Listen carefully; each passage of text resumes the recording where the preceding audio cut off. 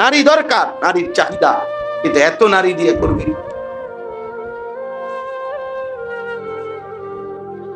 এত মহিলা দিয়ে করবে কি সে বলে? এজন্য বাবা সবাইকে বলি, আমরা প্রত্যেকের দায়িত্ব, আমরা নিজেরা এবং নিজেদের স্ত্রী সন্তানের ব্যাপারে, পরিবারের সদস্যদের ব্যাপারে তাদের ঈমান, আমল, আদব, আখলাক, এটাই মুসলমানের প্রথম ডিউটি।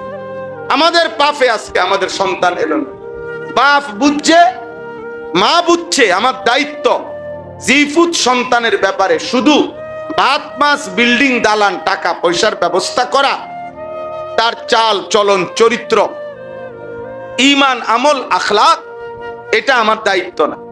এখান থেকে যখন আমরা সরে গেলাম, আমাদের সমাজ এলোমেলো হয়ে গেছে। এখনো যদি বাপ মা মনে করে যার যেটুকু আছে সংসার, এটুকু সংসারে যদি উনি সিদ্ধান্ত নেয় যে আমি আমার স্ত্রী কন্যার ইবাদত বিহীন 1 টাকা দেব না, আমার সন্তান নামাজ পড়ে না, এই নিকৃষ্ট নাফরমানকে আমি 1 টাকা দেব না, তার লগে বোঝাপড়া করা, স্ত্রী পর্দা করে না, তোর মতো অসৎ মহিলারে আমি 1 টাকা দেব না, তো মামলা করো নাহলে হামলা করো, পরে তুমি আমি দেব না, আমার হালাল টাকা, কষ্টের টাকা, আমার ঘাম ঝরানো টাকা তুমি বেহায়াপনা করবা, মানুষের বেড়া দেখাইবা, আমি এই জন্যই টাকা কামাইছি। হ্যাঁ, তুমি আমার আল্লাহরে একটা সেজদা দিতা না, তোমার মতো নাফরমান সন্তান দিয়া আমার দুনিয়ায় তো কিছু হইতেছে না, আখিরাত কি হবে? যে সন্তান তার বাপের দুনিয়ায় কথা শুনে না, এই নাফরমান আখিরাতে এই বাপের কি উপকার করবে? এই বেটা বোঝে না।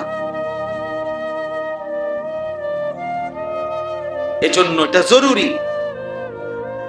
কোরআনুল কারীমের মধ্যে আল্লাহ তাআলা বলছেন, ইয়া আইয়ুহাল্লাযীনা আমানু কু আনফুসাকুম ওয়া আহলিকুম নারা।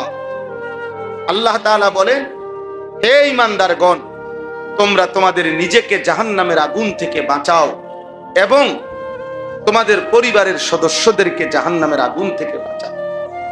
তাফসীরের মধ্যে কথা স্পষ্ট আছে, পরিবারের সদস্যদেরকে জাহান্নামের আগুন থেকে বাঁচাও, এই কথার অর্থ কি? ক্বালা আলী রাদিয়াল্লাহু তাআলা আনহু, হযরতে আলী রাদিয়াল্লাহু তাআলা আনহু বলেন, ইয়ানি আল্লিমুহুম ওয়া আদ্দিবুহুম, তোমরা তোমাদের পরিবারের সদস্যদেরকে কোরআন সুন্নাহর ইলম শিখাও এবং আদব আখলাক শিখাও। আদব আখলাক, এইটাই তাফসীর। রাসূলুল্লাহ সাল্লাল্লাহু আলাইহি সাল্লাম বলেছেন, লা আন ইউআদ্দিবার রাজুলু ওয়ালাদাহু খায়রুন লাহু মিন আন ইয়াতাসাদ্দাকা ফি কুল্লি ইয়াউমিন বিনিসফি সাইন আলাল মাসাকিন। কোন ব্যক্তি তার স্ত্রী সন্তান, ছেলে পেলেকে আদব আখলাক শিখানো, প্রতিদিন নিসফে সা মানে ধরেন 1.25 কেজি গম আল্লাহর রাস্তায়, আল্লাহর জন্য কোন ফকির বা মিসকিনকে প্রতিদিন দান করা, তার চাইতে কোটি গুণে উত্তম নিজের পরিবারস্থ লোকদেরকে আদব আখলাক শিখানো। নবীজি বলছে সাল্লাল্লাহু আলাইহি সাল্লাম, নবীজি সাল্লাল্লাহু আলাইহি সাল্লাম, আল্লাহর নবী সাল্লাল্লাহু আলাইহি সাল্লাম বলছেন, তোমাদের সন্তানের বয়স যখন 7 বছর, অবশ্যই তোমরা তাকে নামাজের আদেশ করো। ওয়াদরিবুহুম আলাইহা ওয়াহুম আবনাউ আশরিন, তোমাদের সন্তানাদির বয়স যখন 10 বছর, তো এবার নামাজ না পড়লে তাকে প্রহার করো। পরিষ্কার হাদিস। কোন বিজ্ঞানী কি বলছে, কোন ডাক্তার কি বলছে, কোন চিকিৎসা বিজ্ঞানী কি বলছে, কোন জাতিসংঘ কি বলছে, এর কোনটাই ধরনের টাইম আমার নাই। আমার রাসূল বলছে 10 বছর পূর্ণ হলে এবার যদি সন্তান নামাজ না পড়ে, এই নাফরমানকে প্রহার করো। 10 বছর বয়সী যদি কোনো বাচ্চাকে বাবা শাসন করত, তো খোদার কসম সে শতভাগ পাক্কা নামাজি হইত। কিন্তু বেঈমান টেলিভিশনে আর নাটকে আর সিনেমায় অ্যাডভার্টাইজে বেঈমানরা বুঝাইয়া দিছে যে বাচ্চারে তাকাইবেন না। আজকের বেঈমান ইউরোপের ষড়যন্ত্র এটা, যে বাচ্চাকে সংশোধনের কোনো পদ্ধতি নাই। ওনাদের স্লোগান হলেন বাচ্চা সংশোধন করা যায় না, বাচ্চা নিজের মতো বড় হয়। এই জন্য শিশু, এবং শিশুর সংজ্ঞা দিছে 18 বছরের দামড়া হওয়া পর্যন্ত শিশু। শিশুর শেষ হবে কোন দিন? 18 বছর বয়স। 18 বছরে, বুঝেন না? তার বয়স যখন 18 বছর পূর্ণ হবে, এর আগ পর্যন্ত সে শিশু। চিন্তা করছেন? তার মানে শিশুকে কিছুই বলা যাবে না। 18 বছর পর্যন্ত তাকে পূর্ণ নিজের মতো খাবে, নিজের মতো ঘুমাবে, নিজের পছন্দে চলবে, নিজের পছন্দে জামা পরবে, নিজের পছন্দে রাত কাটাবে, নিজের পছন্দে আড্ডা দিবে, নিজের পছন্দে মেয়ে পছন্দ করবে, নিজের পছন্দে মেয়ে ছেলে পছন্দ করবে, নিজের পছন্দে বন্ধুদের সাথে বান্ধবীদের সাথে পার্কে রেস্তোরাঁয় আড্ডা দিবে। নষ্ট হইয়া যখন কমপ্লিট হবে, তো এরপরে তারে তুমি খেয়াল রাখো, তখন ফচ্চা গন্ধ ছুটবে। তো এরপরে আপনার দায়িত্ব এবার এই ফসা গন্ধ যেটা, এইটা নিয়ে এবার টেনশন করে। অথচ আল্লাহ নবী সাল্লাল্লাহু আলাইহি সাল্লাম বললেন 10 বছর বয়সে, 10 বছরের আগে অনুমতি নেই। এজন্য 10 বছরের আগে কোনো বাচ্চাকে শরঈ ভাবে, শরীয়তের মতে আঘাত করার অনুমতি নেই। শাসন করার অনুমতি আছে, চোখ রাঙ্গাইতে পারবে, ধমক দিতে পারবে, পেট দেখাইতে পারবে, কিন্তু মারাত্মক আঘাত করা অনুমতি নেই। কিন্তু 10 বছর বয়সে সে বুঝমান হয়। এই জন্য আল্লাহ নবী সাল্লাল্লাহু আলাইহি সাল্লাম বলছেন 7 বছর বয়স থেকে নামাজ পড়তে বলতে থাকো। 7 গেল, 8 গেল, 9 গেল, আজকে 3 বছর ধরে তোরে বুঝাইতেছি নামাজ পড়ো না, পড়ো না, পড়ো না। এবার আল্লাহ নবী বলে 10 বছর হয়েছে, এবার ব্যাত হাতে লও। এবার কি হাতে লও? এবারও যদি ছেড়ে দাও, এ নষ্ট হয়ে যাবে, এ চরিত্রহীন হবে, এ লম্পট হবে, জুয়ারি হবে, নেশাখোর হবে, নারী রূপী হবে, জিনাকার হবে, ব্যভিচার হবে, বেহায়া দুশ্চরিত্র হবে। এজন্য শুধুমাত্র রিজিকের ফিকির, শুধুমাত্র খাদ্যের ফিকির, শুধুমাত্র অর্থের ফিকির, শুধুমাত্র উপার্জন, আজকে সম্পূর্ণ দৃষ্টিভঙ্গিটা আমাদের বদলে গেছে। এই ছেলেরা, তোমাদেরকেও বলি বাবা, বেঈমান তোমাদেরকে মোবাইল হাতে তুলে দিয়ে তোমাদেরকে নিজের হাতে তুলে দিছে। তোমাদের আর বুঝায় দিছে তোর কোনো মা নাই, তোর কোনো বাবা নাই, তোর কোনো আল্লাহ নাই, তোর কোনো রাসূল নাই, তোর কোনো ধর্ম নাই, তোর কোনো দেশ নাই, রাষ্ট্র নাই, তোর কোনো সমাজ নাই, সভ্যতা নাই, তোর কোনো সংস্কৃতি নাই, আখলাক নাই। মোবাইলে যা তোর কাছে আসবে এটাই তোর জীবন। হাসবা তো মোবাইলে যেভাবে হাসে, কাঁদবা মোবাইলে যেভাবে কাঁদে, পোশাক পরবা মোবাইলে যেই পোশাক সাজেস্ট করে, পরামর্শ দেয়, জুতা কিনবা মোবাইলে যেই জুতা কিনতে বলে, সে দাড়ি রাখবা না রাখবা না মোবাইলে যেটা বলে, ডিজাইন কেমনে চুলের করবা মোবাইলে যেটা বলে। বেঈমান আজকে কোটি কোটি সন্তানকে বুঝাই দিছে যে তোর মোবাইল আর তোর জীবন। আমাদেরকে বিচার মাথার মধ্যে একটাই ঢুকাইছে যে জীবন মানে উপার্জন। বেঁচে থাকার অর্থ হইল হালাল হোক হারাম হোক, ভদ্রতা হোক আর অভদ্রতা হোক, জায়েজ হোক না জায়েজ হোক, সততা হোক আর দুর্নীতি হোক, উপার্জন চাই। কি লাগবে? টাকা লাগবে। কি লাগবে বলেন? টাকা। টাকা লাগবে। হ্যাঁ, ভোগ, এত বড় দুনিয়া ভোগ করতে হইলে, আধুনিক এই দুনিয়াকে ভোগ করতে হলে বর্তমানে টাকাই তো লাগবে, টাকাই তো লাগবে, টাকা লাগবে প্রচুর পরিমাণ। এই জন্য বাপ মা পরিবারের সদস্যদের নেশা, বাপ মারও ফিকির, জিপুতের কামাই করো, কিছু একটা করো, পয়সা দরকার, নাইলে ভবিষ্যৎ অন্ধকার ফুট। পয়সা দরকার, পয়সা দরকার, টাকা দরকার। 1000 এক ধান্দা আমাদেরকে সৃষ্টির উদ্দেশ্য। আজকে ইউরোপের, আমরা নিজে বইতে পড়ছি ভাই, ইউরোপের কথা হলো মানুষ সৃষ্টির উদ্দেশ্যই হলো উপার্জন, টাকা, সম্পদ লাগবে। হ্যাঁ, এটা এরা বলে ইউরোপিয়ানরা, মানে টাকাকে বলে সেকেন্ড গড, দ্বিতীয় খোদা। নাউজুবিল্লাহ। টাকা আছে, সব আছে, টাকা নাই কিছু।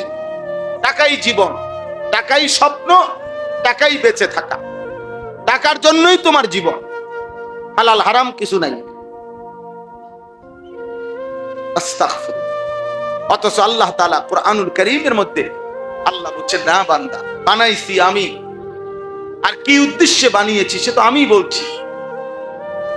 ওমা খালাকতুল জিন্না ওয়াল ইনসা ইল্লা লিয়াবুদুন। আমি তো ইবাদতের জন্য বানাইছি। দুনিয়া আমি এমনিই দেব, কামরা কামরির কিচ্ছু নাই, বরাদ্দকৃত দুনিয়া আমি পৌঁছায় দেব, আমি আল্লাহই পৌঁছাবো। এই কথাটাই এই আয়াত। দেখেন কোরআনুল কারীমের 12 নম্বর পারা 11 নম্বর সূরা, সূরা হুদ। এই আমার এই দুইটা আয়াত, আর একটু সবাই শুনেন, আর 10 মিনিট তাইলে শেষ কথা। এতক্ষণের কথা বলার দ্বারা উদ্দেশ্য হলো আমি দুই কথা বলছি। মুসলমানের সন্তান, মুসলমানের বাবা, বাবাদেরকে বলি, ভাই আপনারা যারা উপার্জন করেন, রোজগার করেন, যেখানেই করেন, দেশে করেন আর বিদেশে করেন, বাজারে, ব্যবসায়, চাকরিতে কিংবা কৃষিতে রোজগার যারা আমরা করি, আমাদের প্রধানতম দায়িত্ব হলো নিজের এবং স্ত্রী, পরিবার, পরিজনের, অধীনস্থদের ঈমান, আমল, আখিরাত, ইলম, আদব, জাহান্নাম থেকে বাঁচানোর চেষ্টা, আল্লাহর ইবাদতে অভ্যস্ত করার চেষ্টা। বাস্তব সত্য, কেউ না মানলো এটাই কথা, কেউ না মানুক কোনো অসুবিধা নেই, কোনো অসুবিধা।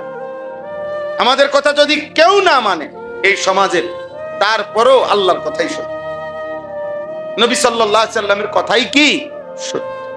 সত্য। প্রতিবার মানবতা ধ্বংস হয়ে আবার আল্লাহর কাছে আসবে,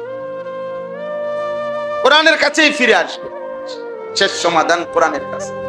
এ যত পদ্ধতিতে দুর্নীতি, খুন, ধর্ষণ, নারী নির্যাতন, ইফটিজিং, হারাম উপার্জন, দুর্নীতি বন্ধ করার যে যত ফর্মুলা, পলিসি অ্যাপ্লাই করছে, প্রয়োগ করতেছে, সব ব্যর্থ হয়ে একদিন ব্যর্থই হয়ে আছে। শেষ পর্যন্ত আল্লাহর কাছেই আসতে হবে, কোরআনের কাছেই আসতে। সমাধান এখানে, সমাধান এখানে, সমাধান এখানে।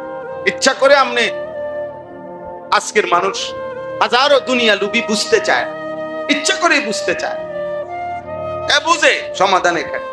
কত জনের কত বুদ্ধি, কত ফর্মুলা প্রয়োগ করলো, কত দেশের কত আইন ফলো করলো, কিন্তু কোরআনুল কারীমের আইন, শরিয়ার আইন, এটা ফলো করে দেখো 6 মাস, অসুবিধা কি? কার্যকর না হইলে পরে বাদ দিয়ে দিও আবার। বুঝেন নাই কথাটা? না, এটার কথা আগাইতেই দেন। এই কিছুদিন আগে আপনার রামিসা, একটা মেয়ে 8 বছরের, যে ধর্ষণ এবং হত্যা হলো, তার কল্লা শরীর থেকে কাইটা ফেললো। এই মেয়েটার নিয়ে সারা বাংলাদেশে উত্তাল হয়েছিল। তখন অসংখ্য আলেম বলেছিল যে শরিয়া আইন, ধর্ষণের, বেবিচারের বা ধর্ষণের শরীয়তে যে আইনটা, এই একটা আইন কার্যকর করে দেখেন, পরীক্ষামূলক দেখেন, সমাজ থেকে ধর্ষণ বন্ধ হয় কিনা। কোনোভাবেই এটারে সাইড দেন। অসংখ্য নাস্তিক, আল্লাহদ্রোহী দুশ্মনরা এমন ধাক্কা দিছে, এটাতে তছনছ করে লেগেছে। না, এটা হইতো না, এগুলো এখন চলে, এগুলো এখন চলে। ওই পুরান সিহুলি, পুরান কাহিনী, আগের ওই এইটা এটা টোয়া। সমাধান আছে যেখানে, ওইতে খুলবে, যেখানে সমাধান নাই ওইখান থেকে কি তালাশ।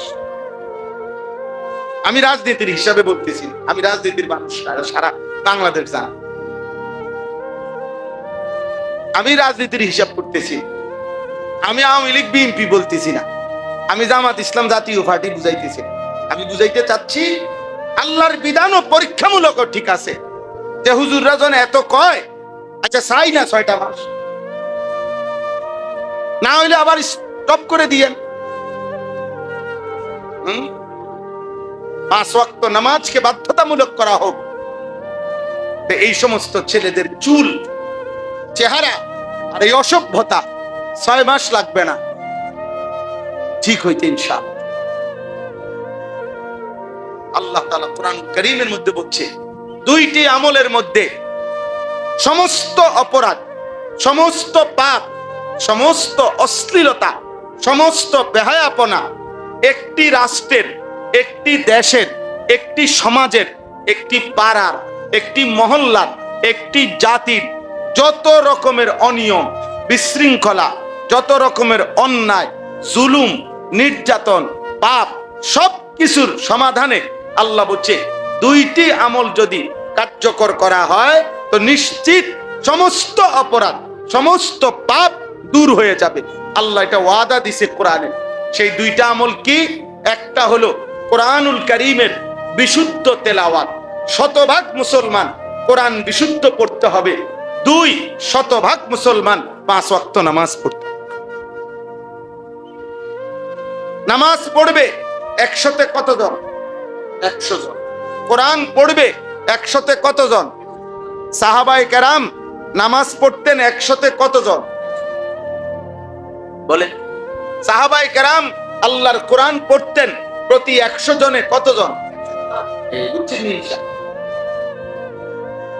উতলু মা উহিয়া ইলাইকা মিনাল কিতাব ওয়া আকিমিস সালাহ ইন্নাস সালাতা তানহা আনিল ফাহশাই ওয়াল মুনকার।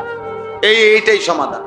সূরা আনকাবুত 21 নম্বর সূরা, 21 নম্বর পারা, 45 নম্বর আয়াত। এই একটি আয়াত এই পৃথিবীর সংশোধনের জন্য যথেষ্ট। আর লাগবে না। কোরআনুল কারীমের আর আয়াতও যদি না থাকতো, এই একটা আয়াতে যথেষ্ট। 100% ইমানদার কোরআন পড়বে, 100% ইমানদার নামাজ পড়বে না। এখানে যতই বলেন আপনি দুষ্টরা, পাপী, নাফরমানরা এটা হতে দিবে না, এটা হতে দিবে না, এটা হতে দিবে না। বারবারই মাথা আলগি দেয়, বারবারই এটা বলে গানের শিক্ষক দরকার, নাচের শিক্ষক দরকার, ড্যান্সের শিক্ষক দরকার। গান কেন, নাচ কেন, 100% ছেলে মেয়ে কেন নাচতেছে না এখনো? বাংলাদেশে 100% ছেলে মেয়ে কেন গান গায় না, নাচে না? এটা নিয়ে অনেকের পেরেশানির শেষ নাই। কিন্তু 100% মুসলমানের বাচ্চা কেন আল্লাহর কোরআন পড়তে পারে না, এটা নিয়ে কোনো শব্দ উচ্চারণ নাই। আফসোসের ব্যাপার। বাংলাদেশে মাত্র 30 লক্ষ মুসলমান সন্তান মাদ্রাসায় পড়ে। জরিফ এটা, মাত্র 30 লাখ। কওমি আলিয়া বিল্লাহ, সরকারি মাদ্রাসা, কওমি মাদ্রাসা মিলে 30 লাখ মাত্র। কমপক্ষে 5.5 কোটি সন্তান বাংলাদেশে স্কুলে পড়ে, general line, school, college, university. 5.5 কোটি সন্তানের ছেলে মেয়ের মধ্যে একেবারে যদি 1 কোটিও হয় বিধর্মী, বাদ দিলাম, তারপরও 4.5 কোটি, বুঝেন নাই? 4.5 কোটি ইমানদার মুসলমানের ছেলে মেয়ে স্কুলে পড়ে, কলেজে পড়ে, ইউনিভার্সিটিতে পড়ে। এই 4.5 কোটি ইমানদার মুসলিম ছেলে মেয়ের কোরআন শিখার ব্যবস্থা কি? 5 ওয়াক্ত নামাজের ব্যবস্থা কি? আমার একজন আপনজন 11 বছর একটি শিক্ষা প্রতিষ্ঠানে, স্কুলে 11 বছর উনি, আমার পরিচয়, আমার আপন আত্মীয়র মধ্যে 11 বছর ধর্মীয় শিক্ষক হিসাবে, ধর্মের শিক্ষক হিসাবে চাকরি করছে। 11 বছর পর্যন্ত উনি বলছে নিজে চোখের পানি ফেলে যে হুজুর আমি এই 11টি বছর চেষ্টা করছি ছেলে পেলেদেরকে নামাজ পড়াইতে, শুধু জোহরের নামাজটা সকলকে চেষ্টা করছি। প্রতিবারই আমার সহকর্মীরা আমাকে বাধাগ্রস্ত করে, ছেলেরা আমাকে হুমকি দেয়, ধমকি দেয়, শেষ পর্যন্ত উনি লজ্জায় নিজের চাকরি ছেড়ে দিছে, বলছেন আমি আর এই চাকরি করি।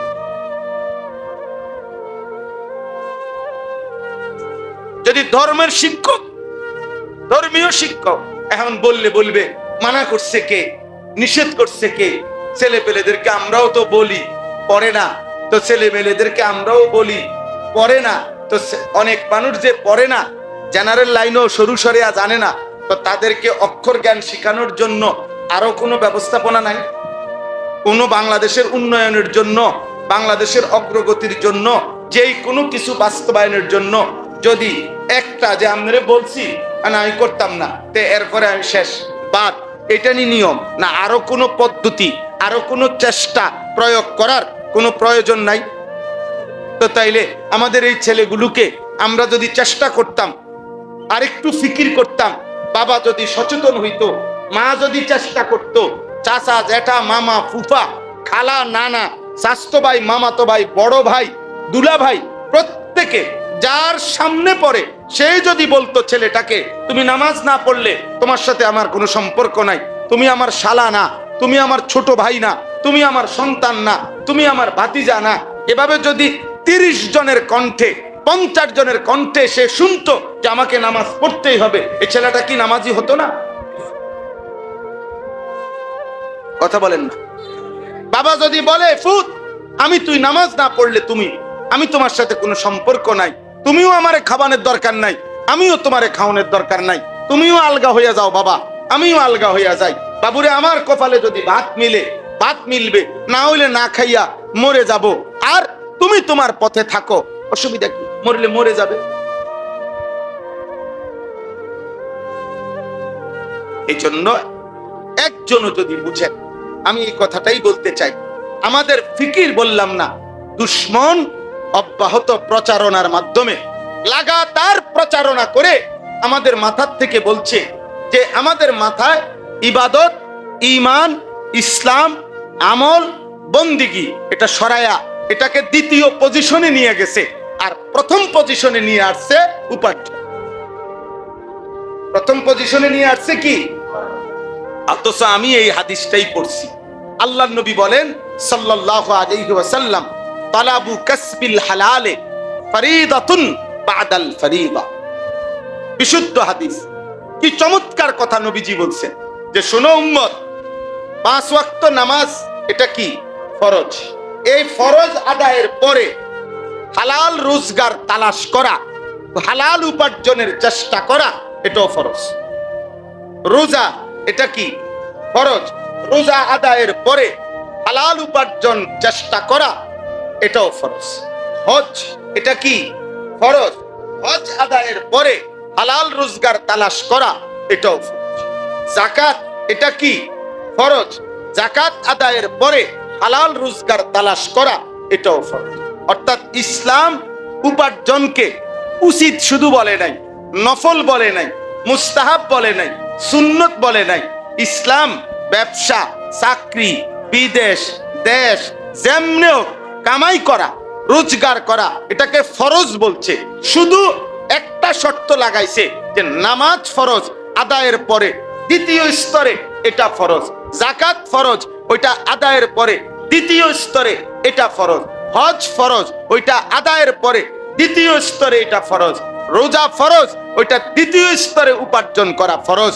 কিন্তু আমরা এটার নিয়ে আইছি 1 নম্বরে, ওটার নিয়ে আইছি উপার্জন প্রতিদিন, নামাজ শুধু শুক্রবার।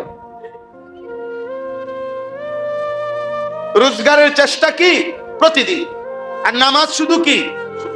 2 রাকাত, একটা 25-এ ঢুকে, একটা 40-এ বাইর হয়। 15 মিনিট, 15 মিনিটও অনেকের বিরক্ত লাগে।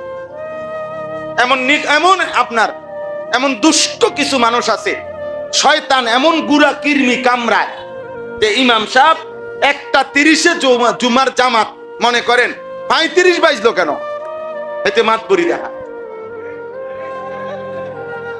এতে মাত আমরা কমিটি, আমরা ইমাম সাহেবের সভাপতি, ইমাম সাহেবের সালায়, আমরা সেক্রেটারি, আমরা কেশিয়া, মুয়াজ্জিনরে সালা, মুয়াজ্জিনরে সালা। এই জন্য দেমা আপনার ফুতে মসজিদের টাইলসের দেয়া দিছে, SS5 এর গেট আপনার ফুটে দিছে। এই জন্য আপনার কথা কবার অধিকার আছে। আমার ফুতে কি দিছে?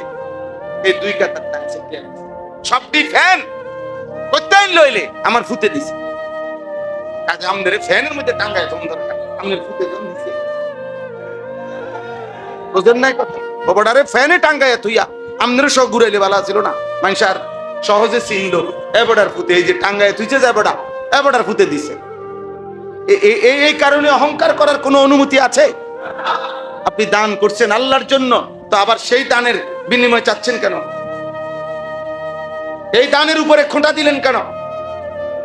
খোঁটা দিলে আপনি দুনিয়ার বিনিময় চাচ্ছেন না, তো আল্লাহর কাছ থেকে তাহলে কি পাইবেন?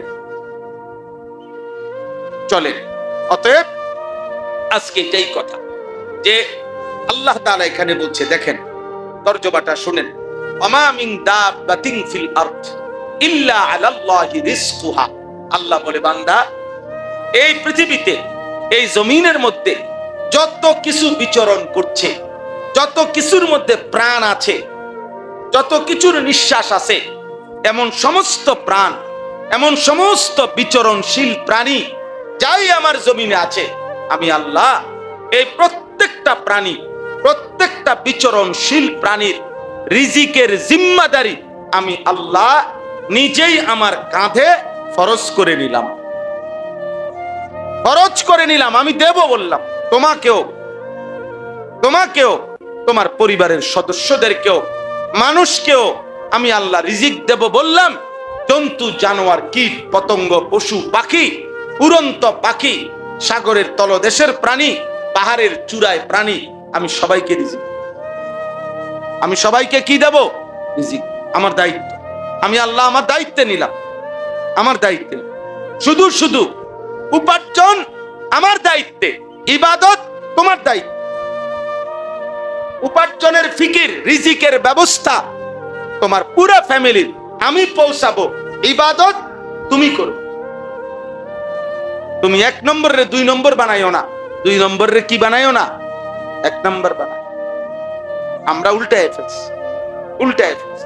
এমন বহু বাপ আছে, এ ব্যবসা করে, চাকরি করে, দোকানদারি করে, জিগায়েন এবারে জিগান যে আপনি গত 6 মাসে বলতে পারবেননি আপনার ফুতেরে কোনোদিন আপনি নামাজের কথা দূরে থাক খবর লইছেন? আপনারা জানেও না হাতের ফুতে কি। বেটির কাছে টাকা থুইয়া রাখছে, ফুতেরে কইয়া দিছে, হ্যাঁ টাকা আছে, যখন টাকা লাগে নিস, পেটের বুক লাগলে ভাত খাইয়া যাইস, শেষ। মা বাবার সাথে সম্পৃক্ত, টাকা লাগলে আব্বার কাছ থেকে আসিস, আর ভাত লাগলে তোর মার কাছে আসিস। তোর মা ভাত ব্যবস্থা করবে, আমি টাকার ব্যবস্থা করব। এবার তুই তোর সমবয়সী বন্ধুদের সাথে চরিত্র নষ্ট করবি, নারী দেখবি, ছবি দেখবি, উলঙ্গ নাচ দেখবি, মোটর সাইকেলের পিছনে ঘুরবি, একটা আরেকটার ফাঁসার মধ্যে লাথি দিবি, একটা আরেকটার চুল ধরে টান দিবি, একটা আরেকটার লগে মিল্লা নারী দেখলে, মেয়ে দেখলে অসভ্য অশৃঙ্খল কথাবার্তা বলবি, জন্তু জানোয়ার আর কুকুর বিড়ালের মতো জিন্দেগি পার করে আবার যখন ক্লান্ত হবি তো রাত্রে ঘুমাইতে ঘরে আসবি, শেষ। এমনি কি সমাজ চলে? এমনি কি পরিবার চলে? বলেন। আল্লাহ আমাদেরকে মাফ করে। এটাই আমার কথা। আল্লাহ বলেন ওয়ায়ালামু মুস্তাকাররাহা ওয়া মুস্তাওদাআহা। আল্লাহ তাআলা বলেন, আমি যে রিজিকের দায়িত্ব নিলাম, আমার প্রত্যেকটা বান্দা পূর্ণ সময় কোথায় থাকে আমি এটাও জানি, সাময়িক কখন কোথায় থাকে আমি সেটাও জানি। অতএব পূর্ণ ঠিকানা যেটা আসল, এই পূর্ণ ঠিকানায় এখানেও রিজিক পৌঁছাবো, সাময়িক ঠিকানা ওইখানেও রিজিক পৌঁছাবো। আমি দুপুরের খানা বাসায় খাই, তো আল্লাহ দুপুরের রিজিক বাসায় পৌঁছাবে। মনে করেন রাত্রের খানা কোন মাহফিলওয়ালাদের ঘরে খাই, তো আল্লাহ তাআলা রাত্রের সাময়িক এই খাবার ওইখানে পৌঁছাবে। আল্লাহ তাআলা বলে, বান্দা পূর্ণ ঠিকানা কোথায় তোমার, সাময়িক তোমার হায়াত পর্যন্ত কোথায় কোথায় থাকবা আমি জানি, আমি পৌঁছাবো, আমি সব জানি। কুল্লুম ফি কিতাবিম মুবিন। আল্লাহ বলে, আমি শুধু জানি এটা না, বরং আসমান জমিন সৃষ্টির 50,000 বছর পূর্বে আমি আমার সমস্ত মাখলুকের রিজিক, সিদ্ধান্ত, তাকদীর লৌহে মাহফুজের মধ্যে লিখে ফেলেছি। তাইলে আমরা কে কখন খাবো, ঘুমাবো, নিঃশ্বাস নেব, আমাদের এই কথা আল্লাহ তাআলা আসমান জমিন সৃষ্টির 50,000 বছর আগেই লিখে রাখছে। তাহলে আমাদের এত টেনশনের কি? আমাদের এত পেরেশানির কি? এবার দেখেন শেষ কথা, আহুয়াল্লাযী খালাকাস সামাওয়াতি ওয়াল আরদা ফি সিত্তাতি আইয়ামিন ওয়া কানা আরশুহু আলাল মা। আল্লাহ তাআলা বলেন, আল্লাহই 7 আসমান জমিন 6 দিনে সৃষ্টি করেছেন। যখন আসমান জমিন বানান নাই, আল্লাহর আরশ পানির উপরে ভাসমান ছিল। এরপরে 6 দিনে আসমান জমিন সৃষ্টি করলেন।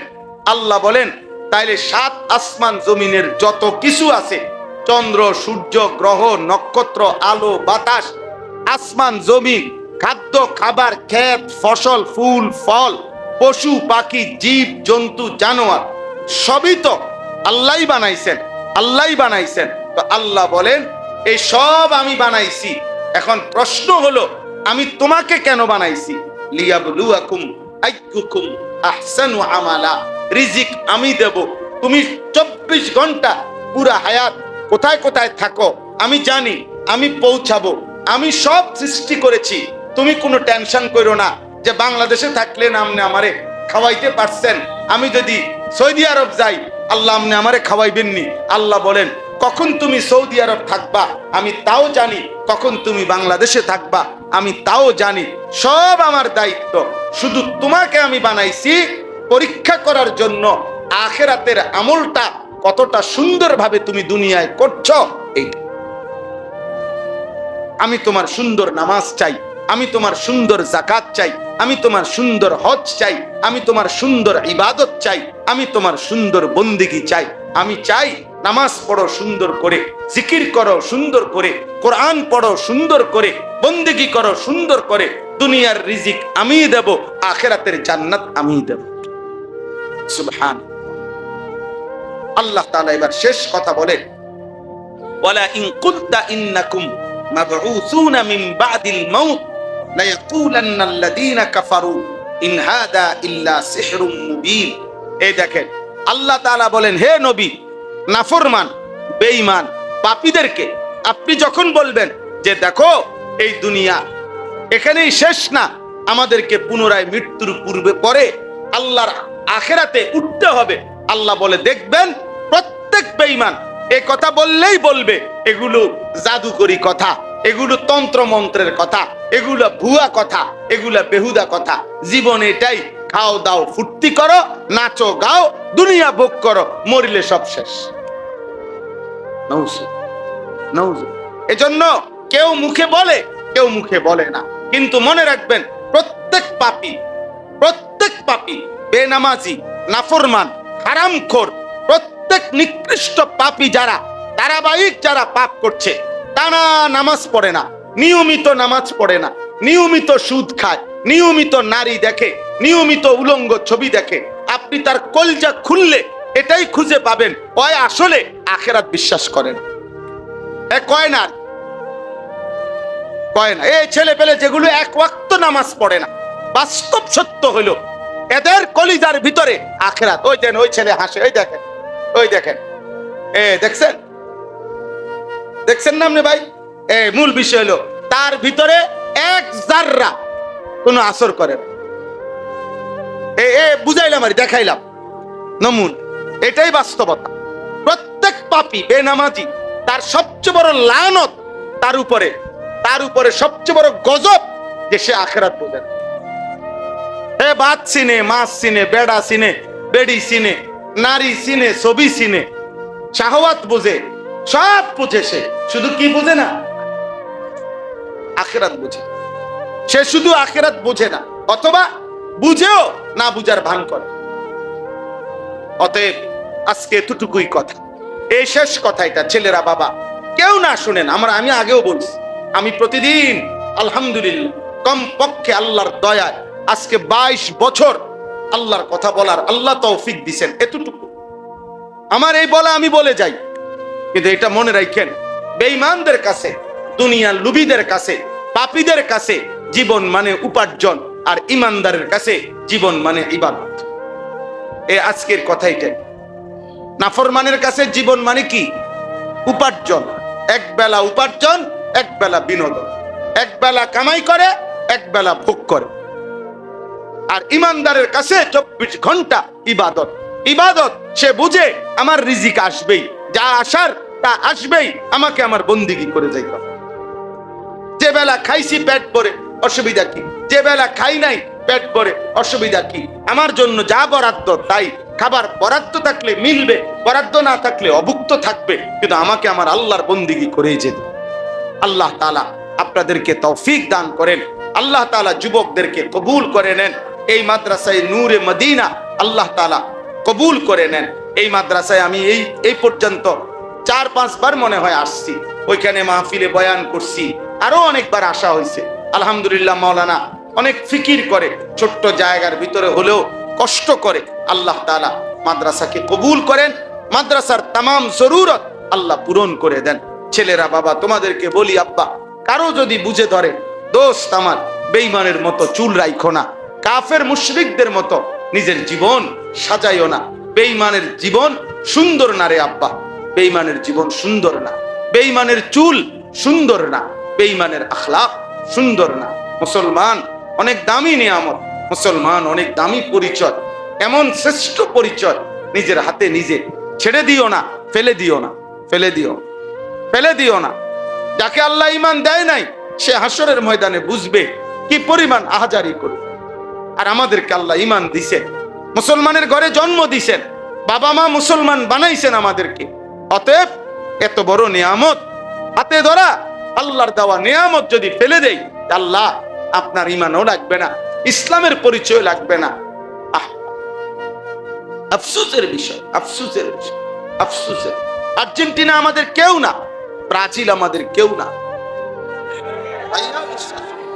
প্রকাশ্যভাবে এই পৃথিবীর সর্বনিকৃষ্ট বেঈমান, এই পৃথিবীতে, এই বিশ্ব মানবতার 800 কোটি বিশ্বের মানুষের সবচেয়ে বড় শত্রু, মানবতার সবচেয়ে বড় শত্রুর নাম হলো ইসরায়েল।